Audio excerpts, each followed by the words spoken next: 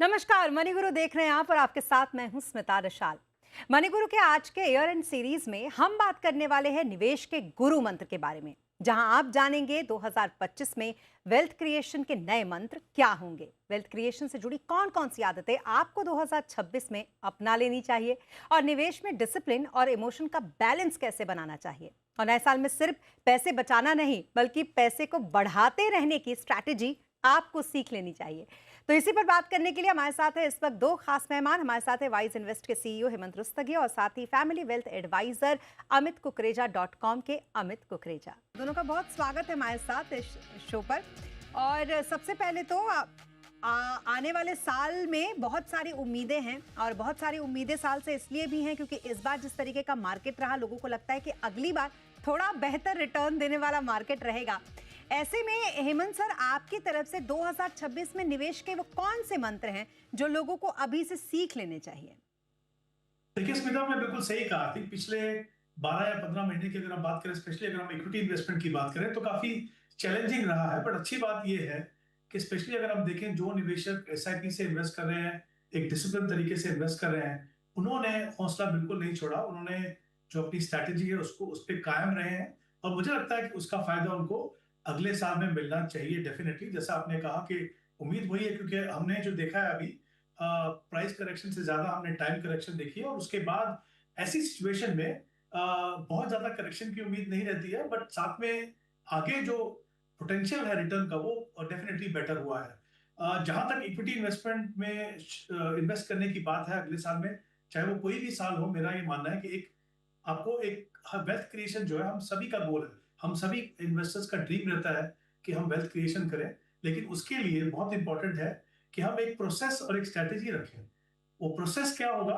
एक तो सबसे पहले हम हमेशा कहते हैं कि आपको अपनी एसेट एलोकेशन देखनी है। इसका मतलब क्या है? एसेट एलोकेशन क्यों जरूरत है? क्योंकि उससे आपको डाइवर्सिफिकेशन मिलता है। दूसरा, ये इंश्योर करते हो आप कि आपका जो लॉन्ग टर्म का पैसा है वही इक्विटी में जाना चाहिए। क्योंकि लॉन्ग टर्म में, स्पेशली अगर आप वेल्थ क्रिएशन की बात करते हो, तो एक डिसिप्लिन इन्वेस्टमेंट की जरूरत है, लंबा टाइम होराइजन की जरूरत है, सही इन्वेस्टमेंट व्हीकल होनी चाहिए आपके पास। और जो मेरा मानना है कि म्यूचुअल फंड जो है वो बहुत ही अच्छी ऑप्शन है निवेशकों के लिए, जो खुद से डायरेक्टली स्टॉक मार्केट में इन्वेस्ट नहीं कर सकते, और साथ ही एक काफी टैक्स एफिशिएंट इन्वेस्टमेंट ऑप्शन भी है। तो मुझे लगता है कि जैसा मैंने कहा, टाइम होराइजन लंबा होना चाहिए, डिसिप्लिन प्रोसेस होना चाहिए, आपकी जो एलोकेशन है इक्विटी में वो लॉन्ग टर्म होनी चाहिए।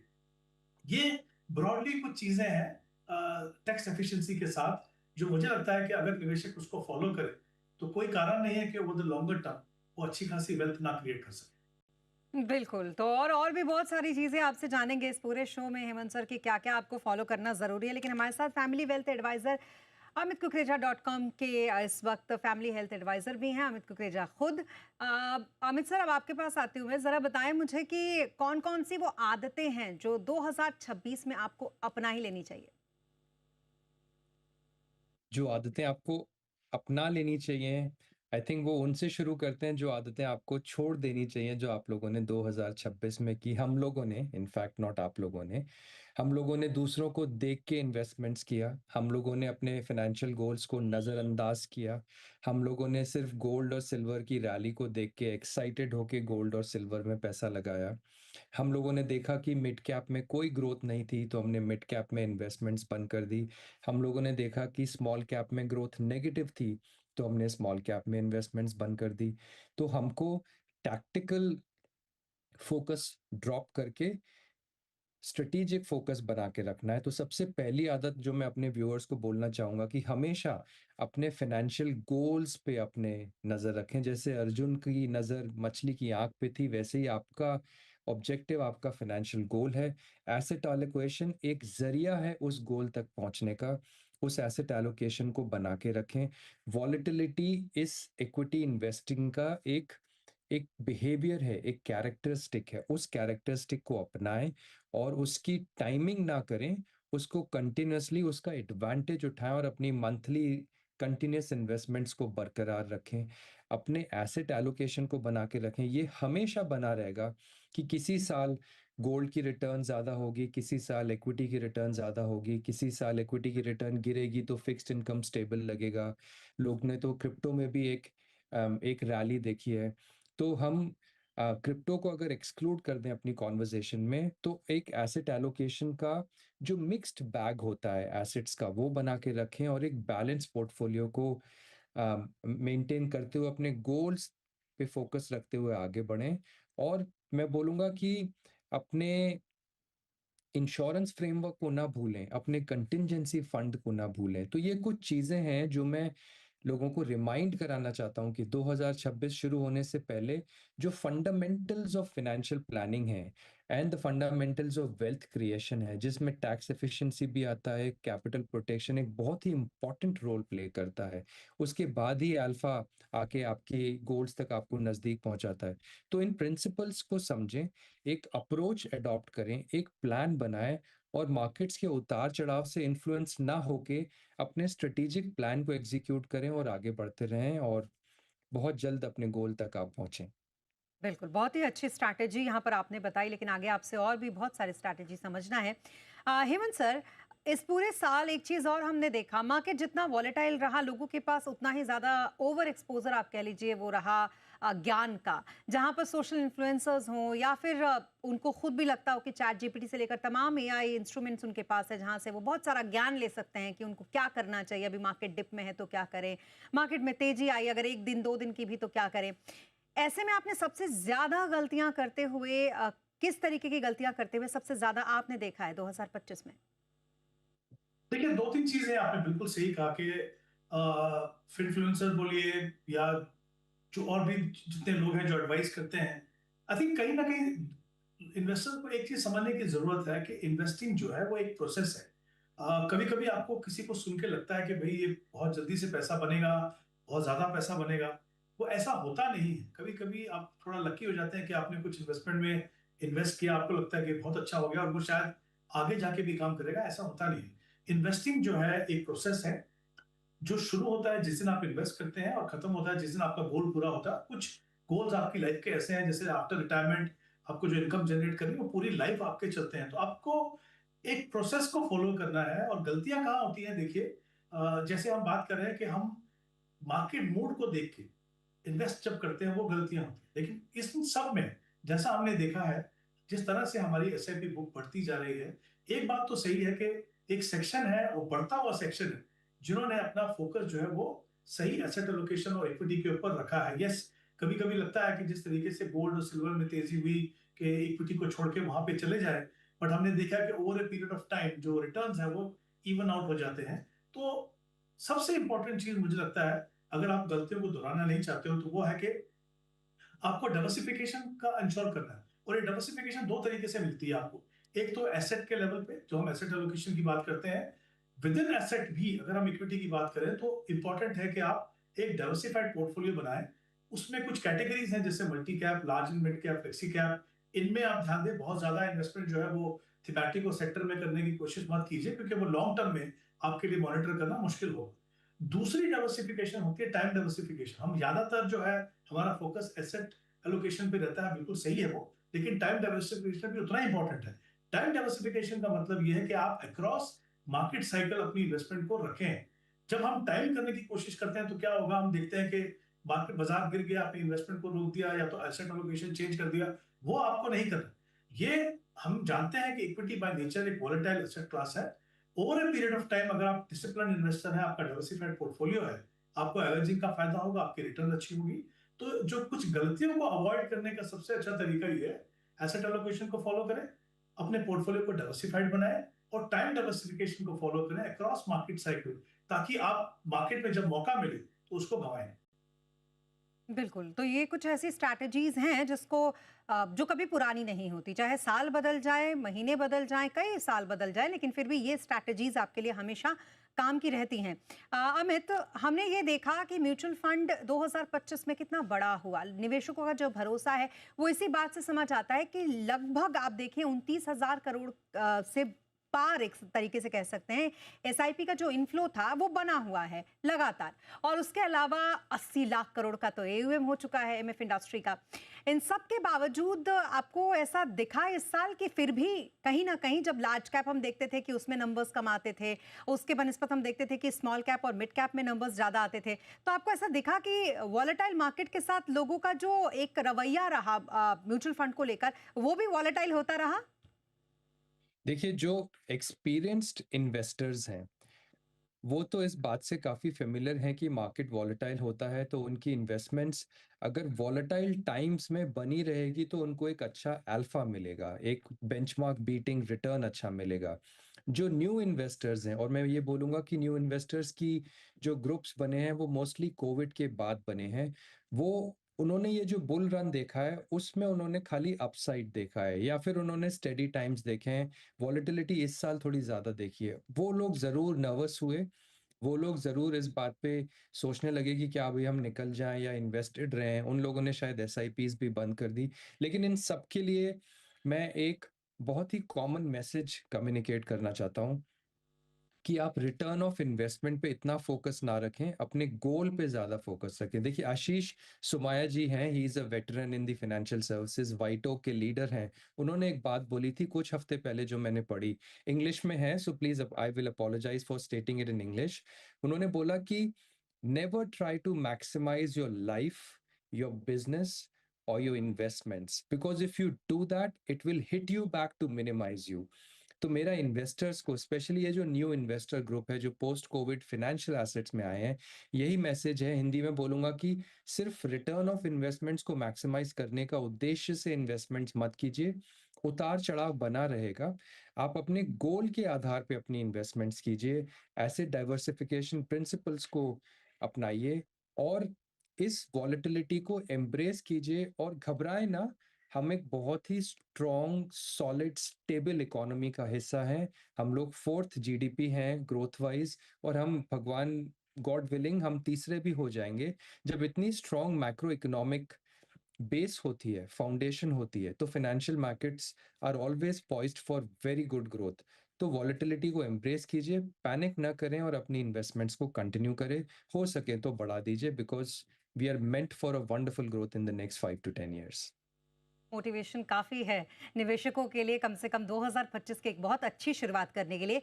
हेमंत सर, फिर भी थोड़ा एसआईपी पर आते हैं, क्योंकि अक्सर आप लोग यानी कि हर एक एक्सपर्ट ये कहता है कि अपनी एसआईपी में हमेशा बने रहिए, टाइम टाइम पर उसमें स्टेप अप भी कीजिए। बावजूद इसके अगर आपने अगर देखा होगा नवंबर के जो नंबर्स आए थे, उसमें हमें ये दिखा कि लोगों ने एसआईपी के पैसे लगाने के बावजूद स्कीम्स में भी डायरेक्ट पैसे डाले थे। यानी कि कहीं ना कहीं लोगों को ये लगता है कि जो एसआईपी चल रही है वो ठीक है, नहीं भी चल रही है तो अलग से जो आईपीओज वगैरह आ रहे हैं वो इतने फैसिनेटिंग लगने लगते हैं कि लोगों को लगता है वहां पैसे लगा देते हैं। फिर भी इन सारे रवैये के बीच में क्या स्टेप अप एसआईपी हमेशा कारगर होती है? हाँ जी, बिल्कुल। आई थिंक देखिए, एसआईपी का सबसे बड़ा फायदा क्या है? एसआईपी का सबसे बड़ा फायदा ये है कि आपके सेविंग और इन्वेस्टमेंट दोनों प्रोसेस में वो डिसिप्लिन बना के रखता है। जब आप सेव करेंगे तभी आप इन्वेस्ट करेंगे, क्योंकि आप कमिटेड हैं कि आप हर महीने मान लीजिए कुछ पैसा आप इन्वेस्ट करके रखे हुए हैं आप, तो जाहिर सी बात है कि पैसा आपको सेव करना पड़ेगा। तो सबसे इंपॉर्टेंट चीज यहाँ पे क्या होती है, अगर आप प्लान नहीं करते हैं, अगर आप कमिटेड नहीं है, तो आप जो बचा हुआ पैसा वही इन्वेस्ट करेंगे। लेकिन अगर आप ऑलरेडी कमिटेड हैं, तो आप क्या करेंगे, आप ये देखेंगे कि आपने पहले सेव कर दिया, फिर आप उसके बाद खर्चा कर रहे हो। तो ये तो एसआईपी का फायदा है। अब स्टेप अप में क्या हो रहा है, जब आप एक पैसा कमिट कर रहे हो अपनी अपनी इनकम का इन्वेस्टमेंट करने के लिए, जैसे जैसे आपकी इनकम बढ़ती है, राइट, तो अगर आप वो पैसा इन्वेस्ट नहीं करोगे तो कहीं ना कहीं चूक जाएंगे आप एक बड़ा कॉर्पस बनाने से। तो स्टेप अप का फायदा ये है कि एक तो पावर कंपाउंडिंग का फायदा होता है, कंटिन्यूअस बेसिस पे आपकी सेविंग और इन्वेस्टमेंट दोनों में वो डिसिप्लिन बना रहता है। मान लीजिए आपने डिसाइड किया कि ओवरऑल जो वर्क किया आपने 20 या 25% अपना आप इनकम का आप इन्वेस्ट करते हो, जब आपकी इनकम बढ़ रही है तो वही प्रोपोर्शन आपको यहाँ पे भी मेंटेन करना है। तो उस इसलिए हम हमेशा कहते हैं कि आप स्टेप अप ऐसा भी कीजिए। एक फिगर में आप समझ लीजिए बहुत बड़ा फर्क पड़ता है इससे। अगर मान लीजिए मैं एक एग्जांपल देता हूं आपको, अगर आप 20,000 की एसआईपी करते हैं अगले 20 साल तक 12% के रिटर्न से, तो करीब करीब आप 1,80,00,000 का कॉर्पस बना पाएंगे। यही अगर आप 10% आप अपनी स्टेप अप करते हैं, जो चैलेंजिंग हो सकता है, लेकिन अगर आप करें तो आप देखिए कि आपका कॉर्पस 3.9 करोड़ बनेगा, यानी मोर देन डबल। तो इसीलिए बहुत इंपॉर्टेंट है। और तीसरी बात स्मिता यहाँ पे इंपॉर्टेंट ये है, जब हम गोल बेस्ड इन्वेस्टमेंट प्रोसेस भी फॉलो करते हैं, काफी बार ये अंदाजा लगाना मुश्किल होता है कि हमें पैसा कितना चाहिए, रिटायरमेंट के लिए कितना चाहिए, बच्चों के एजुकेशन के लिए कितना चाहिए। जब आप स्टेप अप एसआईपी करते हो तो पावर ऑफ कंपाउंडिंग की वजह से और ज्यादा जो इन्वेस्ट करते हो, एक और बड़ा कॉर्पस आप बना पाते हो। तो कहीं ना कहीं जो शॉर्टफॉल कभी हो सकता है वो आपके गोल्स में नहीं होगा। बहुत ज्यादा फायदे हैं। इसीलिए मेरा ये मानना है हमेशा एसआईपी बहुत ही बेहतरीन तरीका है, और स्टेप अप एसआईपी उससे भी ज्यादा बेहतरीन तरीका है इंश्योर करने के लिए कि जो भी आपके गोल्स हैं और हर स्टेज आपकी लाइफ में जो पैसा आपको चाहिए वो आपको वहां से मिले। बिल्कुल, आई होप कि अगली बार 2026 में ऐसा कोई डेटा ना आए जिसमें ये कहा जाए कि लगभग 80-90% लोग 3 साल से पहले ही अपने इन्वेस्टमेंट को खत्म कर देते हैं, जो एसआईपी के थ्रू वो करते हैं। आई होप कि ऐसा आगे ना हो। अब आपसे एक चीज़ अमित यहाँ पर समझने वाली ये है कि टैक्स एफिशिएंट जितने निवेश होते हैं, वो करना कितना इम्पोर्टेंट होता है और क्या 2026 में भी ये रिलेवेंट होगा, इसमें जारी रखें? देखिए, टैक्स एफिशिएंसी हमारे कैपिटल मार्केट्स की इन्वेस्टमेंट्स का एक बहुत ही फेवरेबल एस्पेक्ट है और एक बहुत ही सपोर्टिंग पर्सपेक्टिव है जिससे हमारी इस इन्वेस्टमेंट्स और स्ट्रांग होती है। वॉरेन बफेट जी ने बोला था कि make sure rule number 1 is followed and make sure the rule number 2 that he said that is never forget rule number 1। जो बोलते हैं कि क्या आपका प्रिंसिपल हमेशा सेफ रहे, उसको मैं एक्सटेंड करूंगा और मैं बोलूंगा कि इंडिया में आपकी प्रिंसिपल हमेशा सेफ रहे और टैक्स एफिशिएंट रहे। और रूल नंबर 2 है कि इस रूल नंबर 1 को फॉलो करते करते अगर आपने अच्छा अल्फा बना लिया तो आप बहुत जल्दी अपने फाइनेंशियल गोल्स तक पहुंच जाएंगे। टैक्स एफिशिएंसी एक फंडामेंटल पिलर है हमारी इन्वेस्टमेंट्स का, लेकिन आपको टैक्स एफिशिएंसी के आधार पर ही इन्वेस्टमेंट नहीं करना है। आपको इन्वेस्टमेंट करना है अपने फाइनेंशियल गोल्स के आधार पर, और उन गोल्स के प्लान में अगर टैक्स एफिशिएंसी एक महत्वपूर्ण रोल प्ले कर रही है तो लेट इट बी, क्योंकि वो आपके चर्न को बचाएगा, वो आपके इम्पल्सेस जो होते हैं, जो आपको बेचने का इम्पल्स होता है, उससे रोकेगा। दूसरा, आप अगर टैक्स रेजीम फॉलो करते हैं और अगर आप ओल्ड टैक्स रेजीम में हैं और आप न्यू रेजीम में आएंगे तो वो जो एटीसी के टैक्स एफिशिएंट इन्वेस्टमेंट्स होते थे वो तो अब करने का जरूरत नहीं है, लेकिन स्टिल जो आपकी कैपिटल ग्रोथ इक्विटी मार्केट से बन रही है वो आज भी लीस्ट टैक्स स्लैब में है। तो ये टैक्स एफिशिएंसी अगर आप बना के रखें और अपने प्रिंसिपल प्रोटेक्शन के फंडामेंटल प्रिंसिपल को इंटैक्ट रखें तो आपकी जो कंपाउंडिंग होगी वो और स्ट्रांग हो जाएगी। और अगर आप अपने चर्न को, मतलब कि बेचना खरीदना बिल्कुल मिनिमाइज करेंगे तो भी आपकी कंपाउंडिंग एक बहुत बढ़िया फ्रेंड की तरह आपको एक बहुत ही अच्छे नंबर पे लेके जाएगा, और टैक्स एफिशिएंसी उसका फाउंडेशनल एस्पेक्ट होगा। तो यही चीज मैं दोहराऊंगा, principal protection, tax efficiency and power of compounding, इन तीनों को अगर आप मैरी करेंगे तो आप बहुत जल्दी अपने लक्ष्य तक पहुंच जाएंगे। बहुत ही अच्छे-अच्छे गुरु मंत्र अभी तक तो हमने जाने, अब यहाँ पर रुकेंगे एक छोटे से ब्रेक के लिए और ब्रेक के बाद ये जानेंगे अपने एक्सपर्ट से कि कौन सी वो आदतें हैं 2026 में जो आपको बिल्कुल बदल लेनी चाहिए नए साल के आने से पहले। रुकेंगे एक छोटे से ब्रेक के लिए।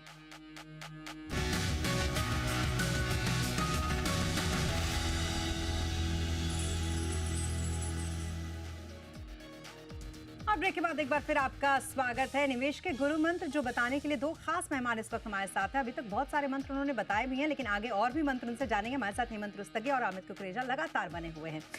हेमंत सर, अब मैं चाहूंगी, तब से गुरु मंत्र की बात हो रही है, तो 2026 में वो कौन सी आदतें हैं जो बदल लेनी चाहिए? आपकी तरफ से गुरु मंत्र मनी गुरु के शो के दर्शकों के लिए क्या होना चाहिए? स्मिता, सबसे पहले तो मैं कहूंगा कि जो आदत बदलनी है वो है अनप्लान इन्वेस्टमेंट नहीं करनी है। जैसे मैंने पहले भी कहा कि इन्वेस्टमेंट एक प्रोसेस है, तो आपको अपनी इन्वेस्टमेंट को प्लान करना चाहिए। आपको ये पता होना चाहिए कि आप किस गोल्स को पूरा करने के लिए इन्वेस्ट कर रहे हो, किस एसेट क्लास में आप इन्वेस्ट करोगे। इसलिए हम हमेशा कहते हैं कि आपको एसेट एलोकेशन करनी चाहिए, और कितना पैसा आपको इन्वेस्ट करना है वो based on assume rate of return आप करेंगे।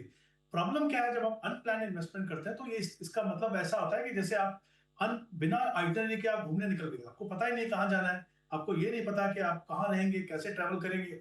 जब आप अनप्लान्ड इन्वेस्टमेंट करते हो तो कहीं ना कहीं आपका रोड मैप जो बनना चाहिए वेल्थ क्रिएशन का, वो कहीं ना कहीं बिखर जाता है वो पूरा। जब हम अनप्लान को अवॉइड करते हैं तो सबसे इंपॉर्टेंट चीज क्या होगी, आप अपनी बजटिंग करेंगे। आप ये देखेंगे कि आप जो कमा रहे हैं वो किस तरह से खर्च हो रहा है, कितना पैसा आप इन्वेस्ट करेंगे। और जैसे मैंने पहले भी कहा, इंपॉर्टेंट है कि पहले आप इन्वेस्ट करें, सेव करें, और उसके बाद आप खर्चा करें। काफी बार हमें लगता है एज एन इन्वेस्टर कि अगर बहुत ज्यादा प्लानिंग कर दी तो कहीं ऐसा ना हो कि आज के समय पे आप बिल्कुल एंजॉय नहीं कर पाए, हम सिर्फ फ्यूचर का सोच रहे हैं। सच्चाई स्मिता ये है कि अगर आप प्लान करते हो, अगर आप बजटिंग करते हो, बेफजूल खर्चे आप कम करोगे, लेकिन साथ में जो आप चीज करना चाहते हो अपनी लाइफ में, वो कभी भी आप उस पर कंप्रोमाइज नहीं करोगे, ना आज ना आगे जाके फ्यूचर में। दूसरी एक चीज और है, हमेशा अपने इन्वेस्टमेंट प्रोसेस को डिले नहीं करना है। जितना आप डिले करोगे उतना ज्यादा आपको इन्वेस्टमेंट करनी होगी। देखिए ये प्रूवन फैक्ट है कि अगर आप 10 साल अपनी इन्वेस्टमेंट प्रोसेस को डिले करते हो, तो जितना पैसा आपने एक्यूमुलेट किया होता 10 साल पहले स्टार्ट करने से, उतना ही एक्यूमुलेट करने के लिए आपको 3 गुना ज्यादा इन्वेस्टमेंट करनी होगी। तो मुझे लगता है अनप्लान इन्वेस्टमेंट बिल्कुल नहीं करनी है। जब आप प्लान करेंगे तो जो भी अच्छी आदतें आपके इन्वेस्टमेंट प्रोसेस में होनी चाहिए, वो खुद ब खुद आपके प्रोसेस में आ जाएंगे। बिल्कुल। और अमित, आपकी तरफ से क्या सलाह रहेगी दर्शकों को? कौन सी वो आदतें हैं जो 2026 आने से पहले पहले उन्हें बिल्कुल छोड़ देनी चाहिए निवेश की? बिल्कुल, मैं हेमंत जी की बात को एक्सटेंड करूँगा और उसको बजटिंग के टैंजेंट पे लेके जाऊँगा। बजट बनाएँ, अपने एक्सपेंसेस को बजट में रखें, अपनी इन्वेस्टमेंट्स को अपने बजट के हिसाब से करते रहें। अपनी ईएमआईज़, अपनी सेविंग्स, इन सब चीज़ों पे एक बहुत अच्छा कंट्रोल बना के रखें कि हर महीने जो मेरी इनकम आती है वो कैसे स्पेंड होती है, कैसे इन्वेस्ट होती है और कहाँ-कहाँ वो जाके मेरे लोन्स को चुकाती है। नंबर 2, मैं फाइनेंशियल प्रिंसिपल्स के को वापस रिकैप करूँगा। अपना कंटिंजेंसी फंड ज़रूर बनाएँ। आजकल जॉब्स बहुत अनसर्टेन हैं। आपके पास हमेशा 3 से 6 महीने का रनवे होना चाहिए ताकि आप आराम से सिक्योर फ़ील करते हुए नया जॉब ढूँढ सकें और वो पैसा आपके काम आए। तीसरा, आप अच्छी इंश्योरेंस रखें, life insurance and health insurance. Insurance के टॉपिक पे मैं ये बोलना चाहता हूँ कि अपने इंश्योरेंस और इन्वेस्टमेंट्स को मिक्स ना करें, क्योंकि ना तो वो आपको प्योर इन्वेस्टमेंट का बेनिफिट या रिटर्न देगा, ना ही वो प्योर इंश्योरेंस का कवरेज देगा। तो एक अच्छा इंश्योरेंस प्लान लें अपनी लाइफ के रिस्क को मिटिगेट करने के लिए, एक अच्छा मेडिकल इंश्योरेंस लें अपने फैमिली के लिए और खुद के लिए। उसके बाद इन्वेस्टमेंट्स की तरफ जाएँ, अपने इन्वेस्टमेंट्स को डाइवर्सिफ़ाई करें, अपने गोल्स को बनाएँ, अपने गोल के लिए एक अच्छा इन्वेस्टमेंट प्लान बनाएँ और अपनी लाइफ़स्टाइल एक्सपेंस पे एक बहुत अच्छा कंट्रोल रखें। देखिए हम लोग बहुत आज के टाइम में बहुत प्रोडक्ट्स हैं जो हमको अट्रैक्ट करते हैं और कभी-कभी हम इम्पल्सिव शॉपिंग कर लेते हैं। थोड़ी बहुत इंडल्जेंस इज़ एब्सोल्यूटली फाइन, लेकिन अगर आप इंडल्जेंस ज़्यादा कर रहे हैं तो आप ये सोचिए आप अपने फ्यूचर को हर्ट कर रहे हैं, क्योंकि आप इन्वेस्टिंग नहीं कर रहे हैं और आप उस पैसे को आगे बढ़ाने का कोई कदम नहीं उठा रहे हैं। लास्टली मैं ये बोलूँगा स्मिता कि जो भी इन्वेस्टमेंट्स आप करें, उस इन्वेस्टमेंट का एक टर्म होता है रियल रेट ऑफ रिटर्न, वो ज़रूर असेस करें। हर इन्वेस्टमेंट को कंसिडर करने से पहले उसका real rate of return calculate करें और उस पे आधारित अपना निर्णय लें। रियल रेट ऑफ रिटर्न क्या होता है? जो उस इन्वेस्टमेंट का रिटर्न होता है, उसमें से आप इन्फ्लेशन घटाएँ, उसमें जो टैक्स पे करना होता है वो घटाएँ और उसकी जो ट्रांज़ैक्शन कॉस्ट होती है वो घटाएँ। जब ये तीनों एक्सपेंस सब्ट्रैक्ट करने के बाद जब आपका एक्चुअल रेट ऑफ रिटर्न बच जाता है, वो रियल रेट ऑफ रिटर्न है।